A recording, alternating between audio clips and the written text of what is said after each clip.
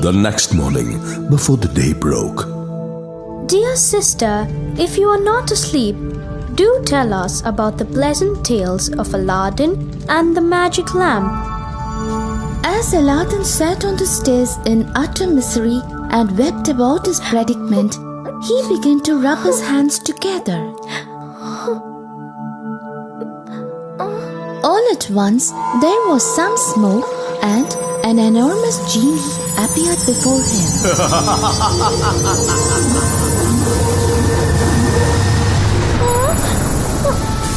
I am not your service master. Ask me whatever you want. I am the slave of whoever wears my master's ring. Oh, slave of the ring, I want you to carry me to the surface of the earth. As soon as he finished his words, the earth opened up and he found himself out of the cave from where he entered the cave. Aladdin arose and ran towards the city.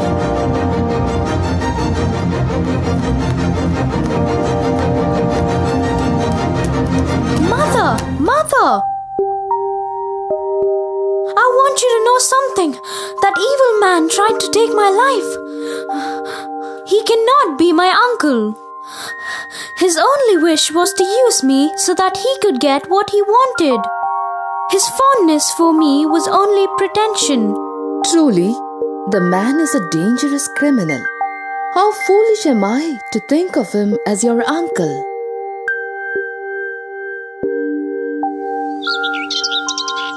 Next day, Mother, please fetch me the lamp I brought with me. I'll go and sell it and buy some food with the money.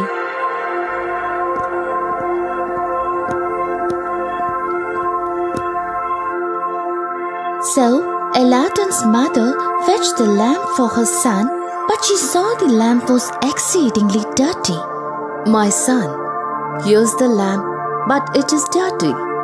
I think that it will sell for more if we wash it and polish it. Then she began to rub the lamp with it. However, all of a sudden, a gigantic genie appeared.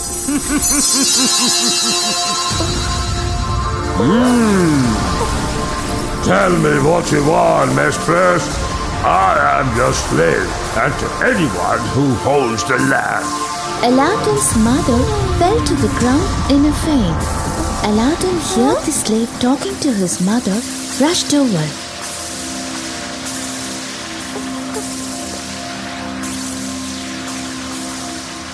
Ask my lord, whatever you want. Oh, slave of the lamp, I'm hungry. I want you to fetch something for me to eat. And let that something be delicious. Genie served 12 golden platters of different kinds of meat, delicious dainties, bread whiter than snow. After setting all these things before Aladdin, Here is what you desire. If you would like anything else, just tell me. I don't need anything else right now, but if I do, I'll summon you. Now you can go. Get up, mother. Let's eat this food. Throw away the lamp and the ring. They can only cause us a great deal of problems. No, mother. It's impossible for me to throw away the lamp or the ring. But I will hide the lamp from your sight. And you will never have to see the genie again. Do as your wish, my son. Aladdin and his mother continued eating the food that Genie had brought them. Aladdin took one of the platters to sell it. My boy, if you indeed have something to sell to me, all you have to do is to show it. I'll pay you a good price. My son, this platter is pure gold and it's worth 70 dinars. If you agree to this price, you may have the money.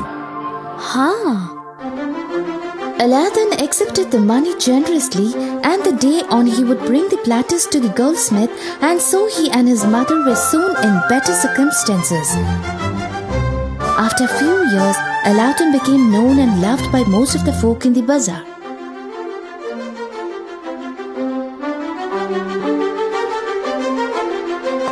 One day, after rising at dawn and heading for the jeweller's bazaar, he heard that the lady Badr al-Budur, the Sultan's daughter, was visiting the bazaar. When Sultan's daughter had made the rounds of the city, she raised her veil and her face glittered like a bright sun. Aladdin caught the glimpses of her and fell in love with her. When he returned home, My son, what happened to you? Mother, I cannot rest until I won the heart of my darling, the beautiful lady, Badr al-Budur. I'm determined to seek her hand. Don't talk this way. Somebody might hear you and declare you insane. I'm quite aware of that. I'm the child of poor parents. Despite all this, I'm not going to let myself be discouraged. I shall die if I cannot win the heart of my darling. Now tell me, my son, if and only if I ask for his daughter's hand in marriage, what can we offer that suits his exalted position? Since you brought up the subject of a gift, I can offer the king something that no other monarch in the world has ever seen. I know for sure how priceless our gems are. Now please bring me the bowl so that I can put some of them in there and arrange them in a splendid way. You see how magnificent this present is for the Sultan. Now you have no excuse. So please take this bowl and put my request to the Sultan. Don't worry yourself, mother. Remember, I have the lamp that provides me with the right answers. next day, Aladdin's mother took the bowl full of jewels to the palace, which she wrapped up in a fine kerchief.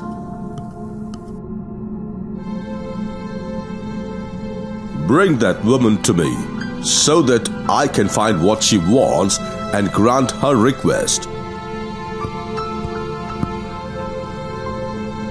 Woman, tell me now if there is a request that you want of me. Truly, my lord, there is something I would like to request. But before I do this, I would like you to grant me your protection, because your highness may find my petition highly unusual. Tell me your request, for you are under the protection of the Almighty. Great king, I have a son named Aladdin.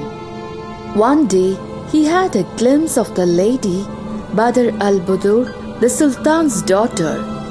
Ever since the time he looked at her, he has demanded that I go and ask permission from your highness for him to wed your daughter. Therefore, I hope your highness will be merciful. I beg you not to punish us. After she said, everyone in the palace started laughing at her. Tell me, what is that you have been carrying in your mantilla? She immediately opened the mantilla and set the bowl of jewels before him. Never in my life have I seen anything as beautiful as these jewels. I don't think that I have a single one in my treasury like these. Whoever makes a present like this to me deserves to become the bridegroom of my daughter. As far as I can see, nobody is more worthy than this man. I want you to go and tell your son that I am a man of my word, but he can have my daughter only on the condition that he has to get me 40 platters of pure gold, all brimful with gems, with as many as male and female servants. If your son can provide this, then I will marry him to my daughter. Aladdin's mother departed with a shock. Tell me, what happened? The Sultan received me with all due honor and had marveled at the extraordinary size of the jewels. But the Sultan replied with a list of demands. He expects you to give him a reply right away. Mother, please calm down. The Sultan has demanded such extraordinary gifts that he can deter me from marrying his daughter.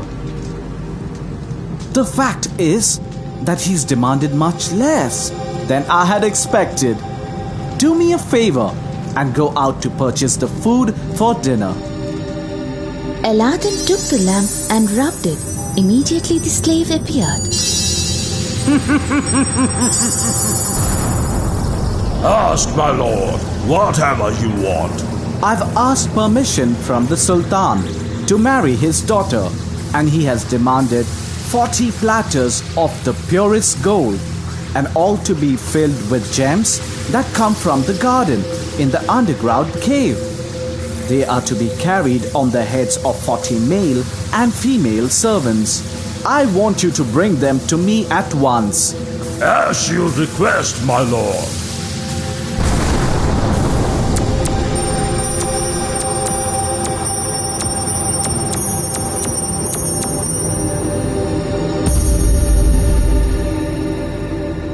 When Aladdin's mother returned home, and when she entered the house, she saw the servants and jewels. All this has come from the marvelous lamp. Mother, please take this to the Sultan at once so that he'll know that I'm prepared to provide him with all he wants and more. As Aladdin's mother walked forward, as the servants followed her in fine procession, the Sultan was extremely astonished and captivated by the jewels and servants. My lord, this small token is the least we could do to honor the lady Badr al-Budur. Actually, she really deserves much more than this. Go to your son and tell him that I have accepted this gift and shall keep my word. My daughter shall be his bride and he my son-in-law. This very night will be the beginning of the marriage festivities. Only he must come here without delay. You'll be glad once you hear my news. The Sultan has accepted your offer and you are now engaged to the lady Badr al-Budur. You are to be married to her this very night, my son. Thank you, Mother. I'm so happy to hear the news.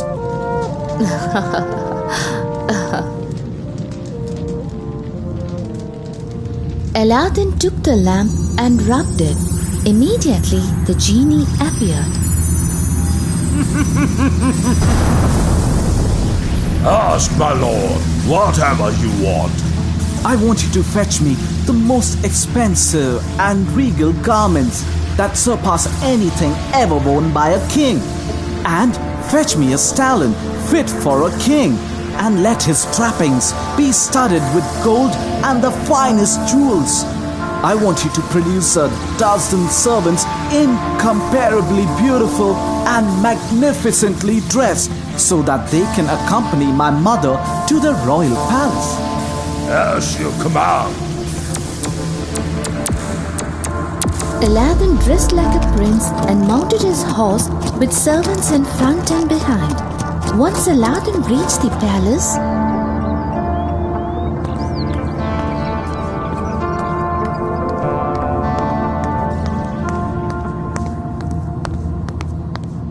My lord, thanks for your generosity. You have promised me the hand of your daughter, and I hope you will grant me a plot of land where I can build a pavilion suitable for your daughter. My son, look around you and choose whatever ground you deem suitable for your plans. But I think the best place would be to build your palace on that broad ground over here facing my palace. I could wish for nothing better than to be near you, Your Highness.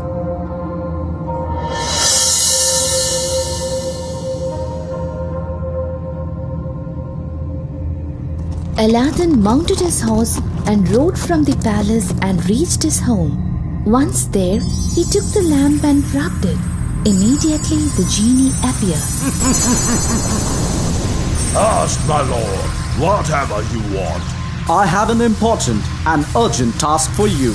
I want you to build me a palace in front of the Sultan's palace right away. It must be marvelous and furnished royally with every possible comfort. As you request, my lord.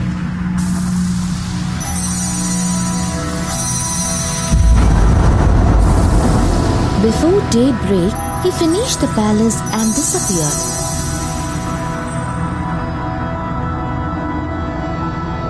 As the sun began to shine, the Sultan rose from his sleep and went to his window, from which he saw a new grand palace opposite to his palace.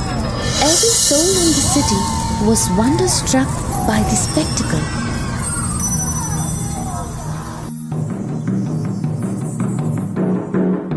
Meanwhile, the bands played with a splendid marriage feast was displayed in the palace.